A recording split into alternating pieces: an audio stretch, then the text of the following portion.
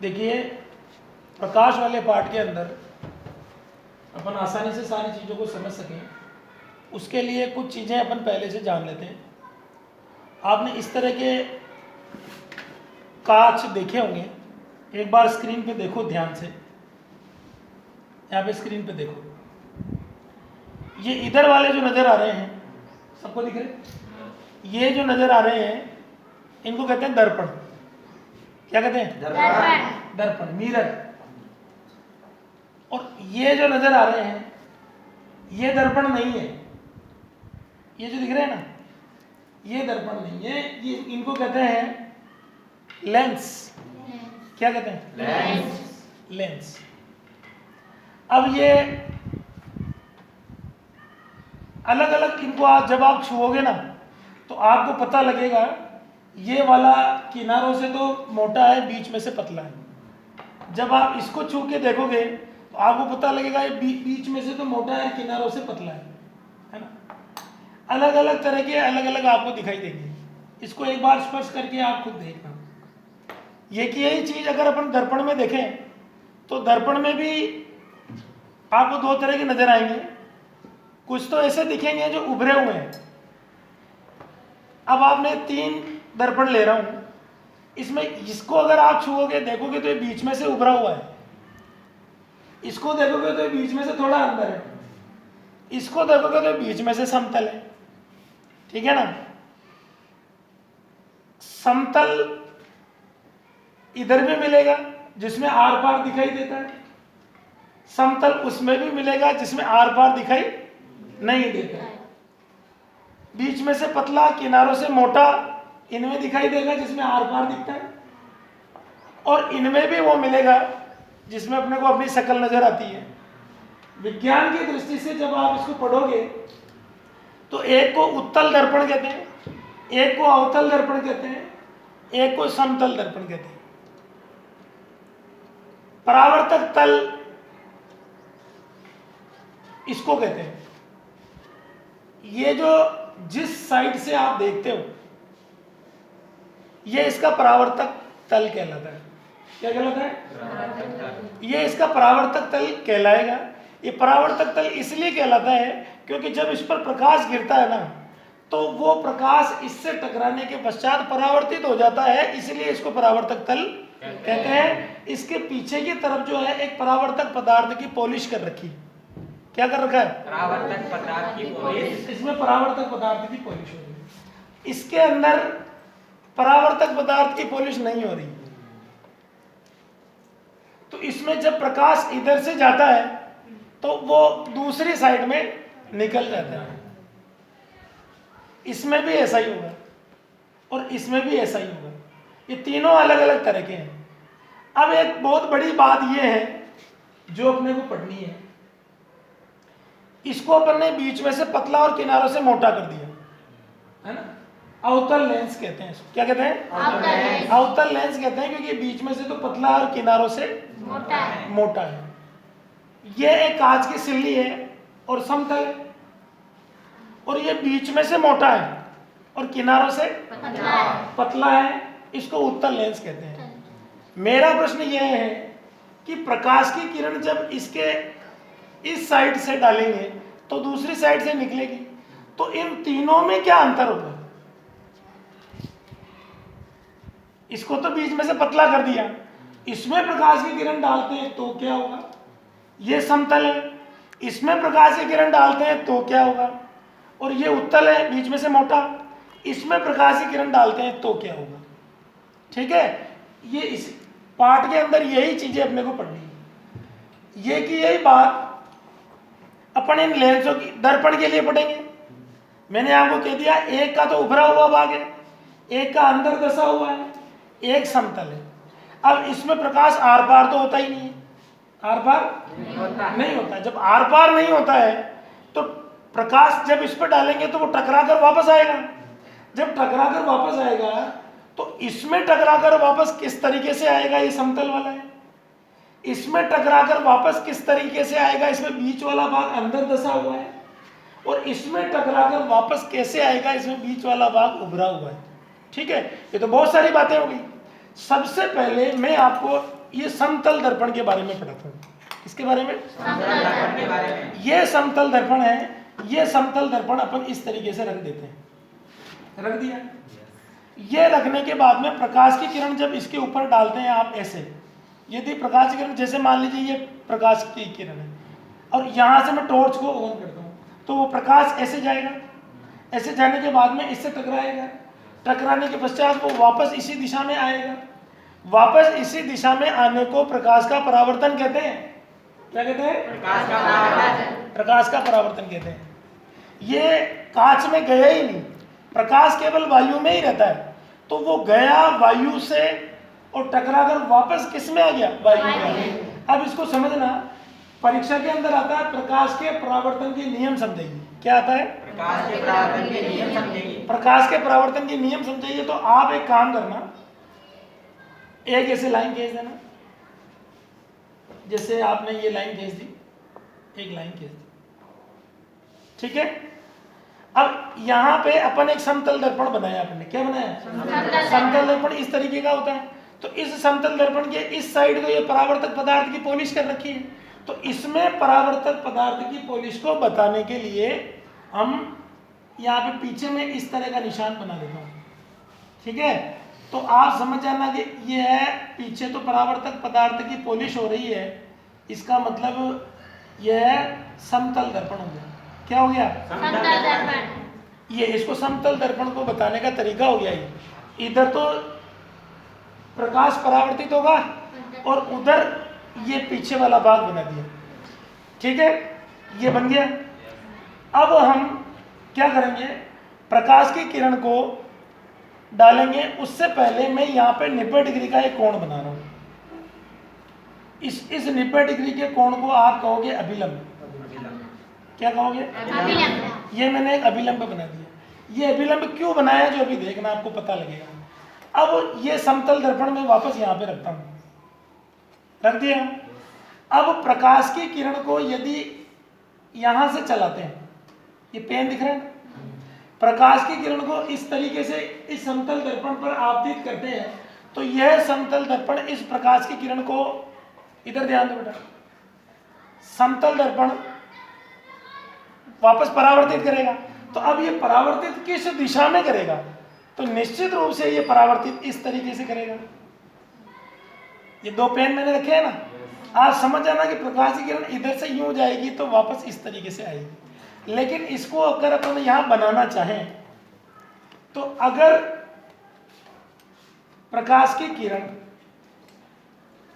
इस तरीके से यहां आपतित होती है, आपतित होगी, तो आपतित होने के पश्चात वापस इधर जाएगी, तो यहां एक नियम लागू होता है। वो नियम कौन सा लागू होता है? इसके और इसके बीच में अगर कोण 40 डिग्री का है, इस किरण को बोलेंगे आपतित किरण। क्या बोलेंगे? आपतित किरण। आपतित किरण बोलेंगे।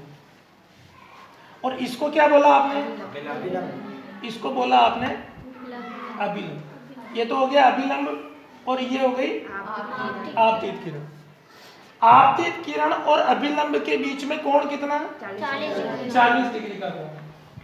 तो फिर इधर वाली जो किरण जाएगी ना, उसमें भी 40 डिग्री का कोण रहेगा। ये पहला नियम है और ये नियम ही अपने को समझाना है परीक्षा में। परावर्तन के नियम अगर आपसे पूछा जाए तो आपको ये लिखना कि आपतन कोण का मान और परावर्तन कोण का मान बराबर होता है।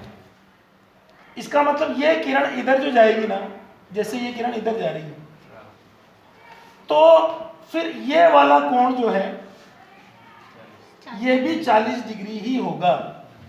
इस कोण को बोलते हैं आपतन कोण। यहां मैं लिख रहा हूं आपतन कोण, ये लिख दिया मैंने आपतन कोण।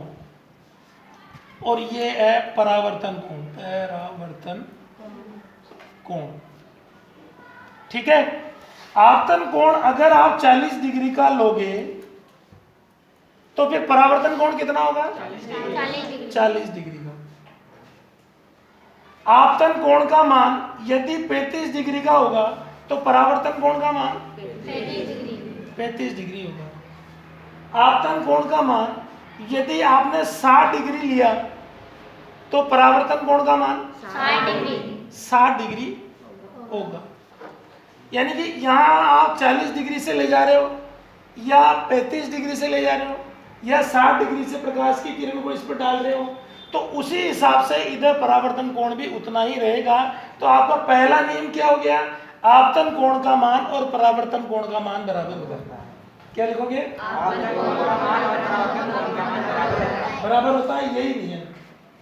इसके अंदर एक खास स्थिति आप याद रखना, यदि आपतन कोण का मान 90 डिग्री हो, आपतन कोण का मान 90 डिग्री अब आप बताइए, ये एक स्पेशल स्थिति बना रहा हूं मैं, ये वाली 90 डिग्री वाली।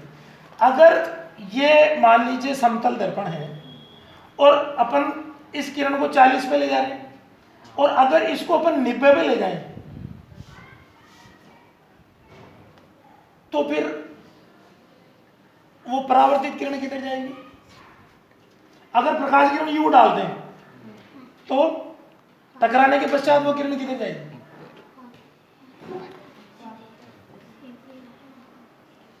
बिल्कुल सीधा डाला अपन ने 90 डिग्री पे।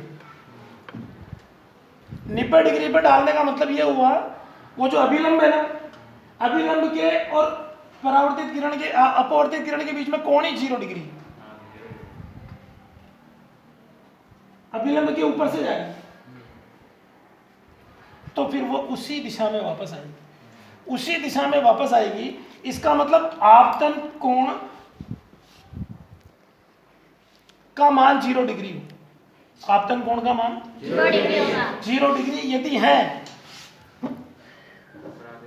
तो परावर्तित कोण का मान भी 0 डिग्री क्योंकि आप 90 डिग्री पर अगर ले जाओगे तो इसका मतलब आपतन कोण का मान क्या हो गया, 0।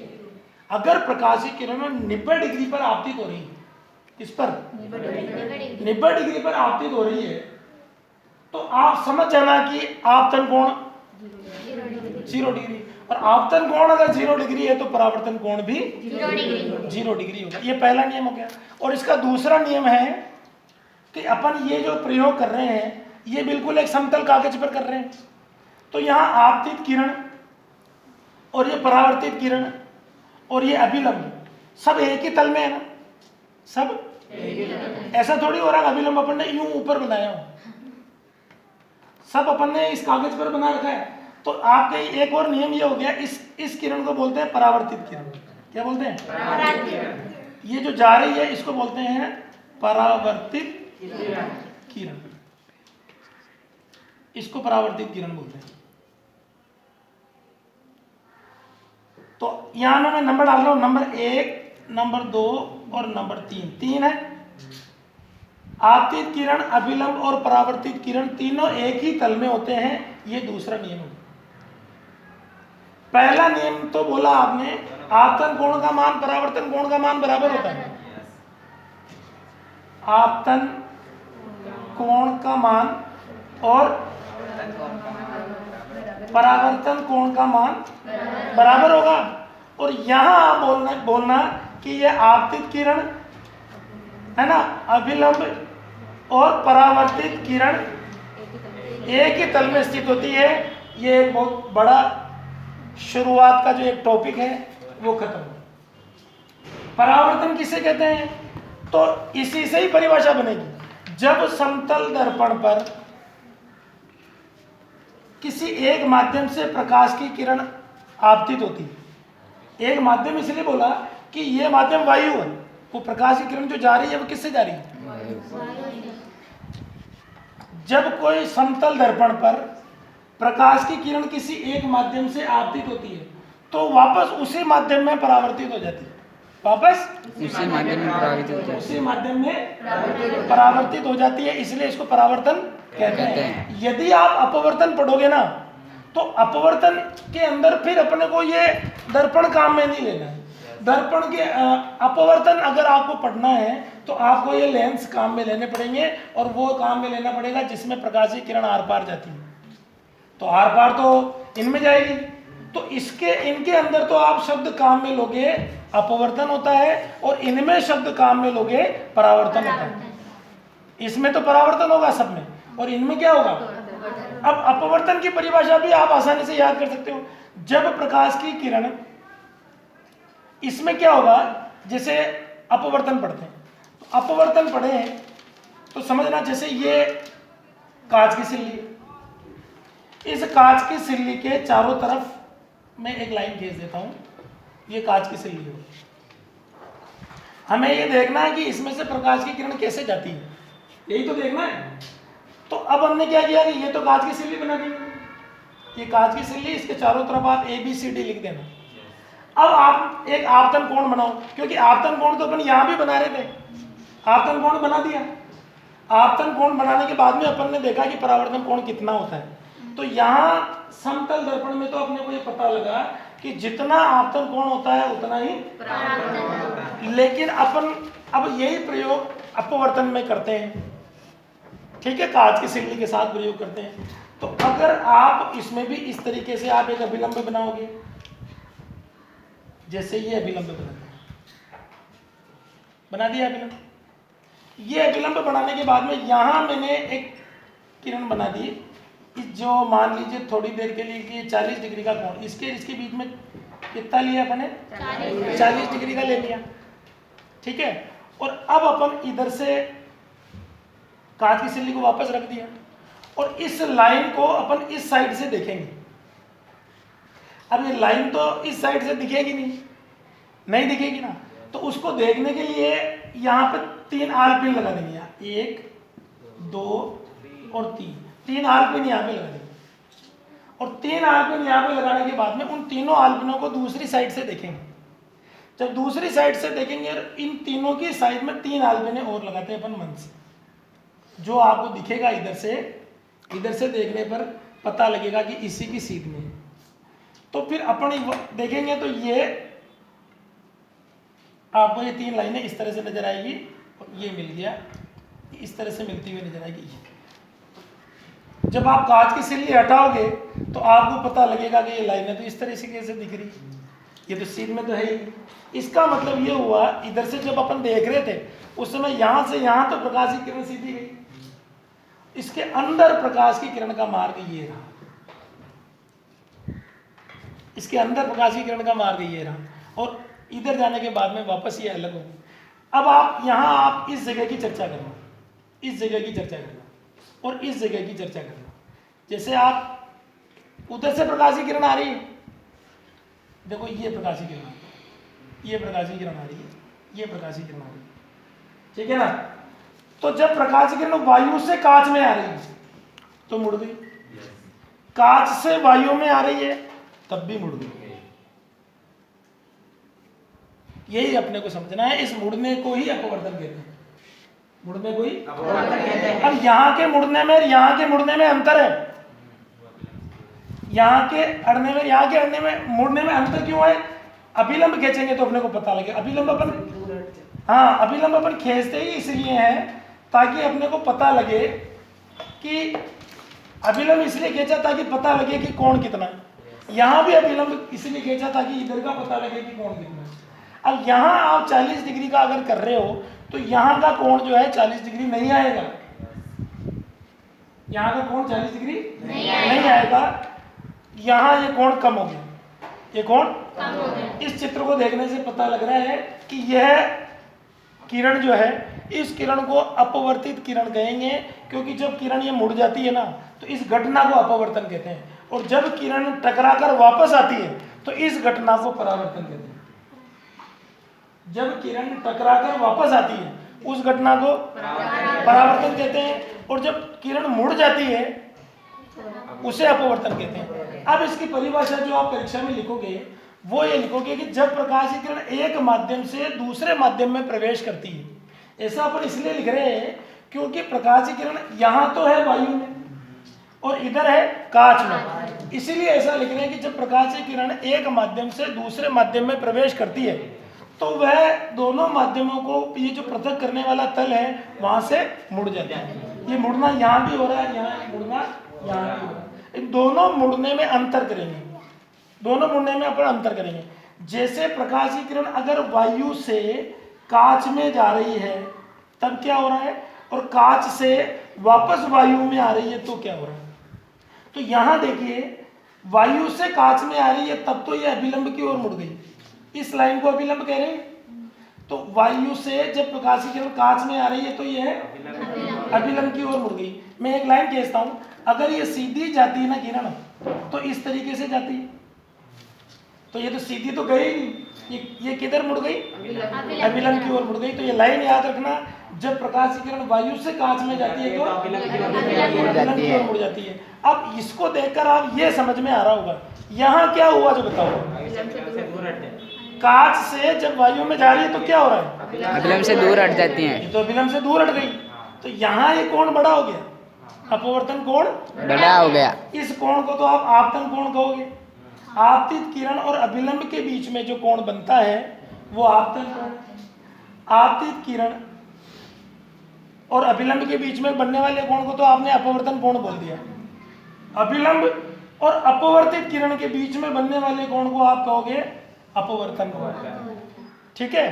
और ये किरण बाहर निकल जाती है तो आपको एक अपवर्तन ये समझा दिया, एक अपवर्तन ये समझा दिया, तो अब आपको पता लग गया होगा अपवर्तन का प्रयोग ये है और परावर्तन का प्रयोग ये है।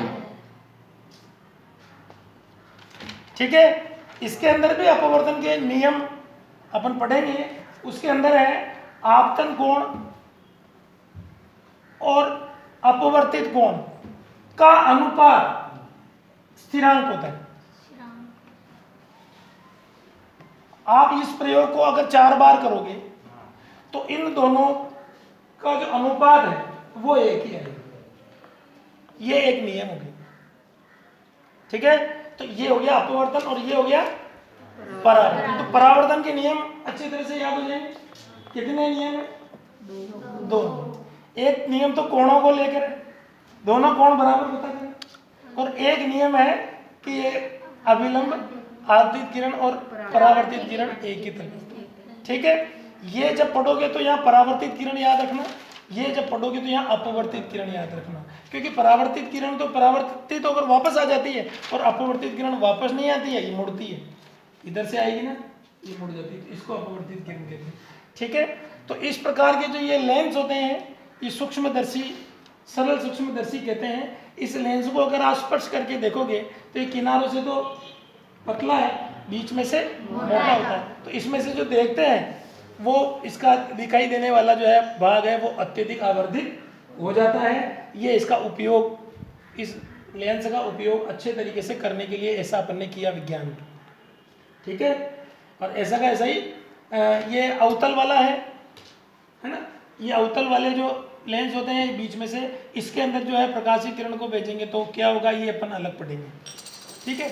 एक और चीज देख लो, ये एक प्रिज्म होता है। ये क्या होता है, प्रिज्म। ये एक प्रिज्म होता है और इस प्रिज्म में यदि धूप के अंदर आप एक प्रयोग करोगे, प्रकाश की किरण को यहाँ डालोगे ना, सूरज के जो प्रकाश की किरणें आती हैं उनको डालोगे तो इस साइड के अंदर एक पर्दा लगा के, व्हाइट कलर का कागज लगा के आप देखना, आपको रंगों की पट्टियां नजर आएगी। क्या नजर आएगी, वैसे उसमें 7 रंग होते हैं, है ना। रंगों की पट्टियों में कितने रंग होते हैं, 7 रंग होते हैं। वो 7 ही रंग स्पष्ट दिखेंगे नहीं, लेकिन मुख्य रूप से आपको ये जरूर पता लग जाएगा कि कलर, रंगों की पट्टियां अलग अलग हैं। 3 रंग तो दिख ही जाएंगे, हल्का हल्का सा रेड, बीच में पीला सा और बैंगनी सा, 3 कलर आपको नजर आएंगे, है ना। और ये बारिश के दिनों में जो इंद्रधनुष बनता है आकाश के अंदर, वो इसी कारण बनता है। इसको वर्ण विक्षेपण कहते हैं। क्या कहते हैं, वर्ण विक्षेपण। अगर आपसे परीक्षा में पूछ ले वर्ण विक्षेपण किसे कहते हैं, तो आप बड़ी आसानी से मन से वो परिभाषा लिख सकते हो। जब प्रिज्म पर, आपको प्रिज्म याद आना चाहिए क्योंकि ये घटना प्रिज्म से अपन कर सकते हैं। जब किसी प्रिज्म से श्वेत प्रकाश की किरण आपतित होती है, श्वेत प्रकाश की किरण आपतित होती है, तो उस श्वेत प्रकाश की किरण में जो अलग अलग रंग होते हैं, वो अलग अलग रंग की किरणों का अपवर्तन अलग अलग कोण से होता है। लाल वाली अलग कोण से मुड़ेगी, बैंगनी वाली अलग कोण से मुड़ेगी। तो जब वो सारे रंग वाली किरणें अलग अलग कोण से मुड़ेगी तो हमें रंगों की एक पट्टी दिखाई देगी। देती है। इस घटना को वर्ण विक्षेपण कहते हैं। वर्ण मतलब रंग, विक्षेपण मतलब उसका अलग अलग पट्टियों के रूप में दिखाई देना। और जो इधर जो रंगों की पट्टी नजर आती है उसको स्पेक्ट्रम कहते हैं, उसको स्पेक्ट्रम। स्पेक्ट्रम कहते हैं। ठीक है।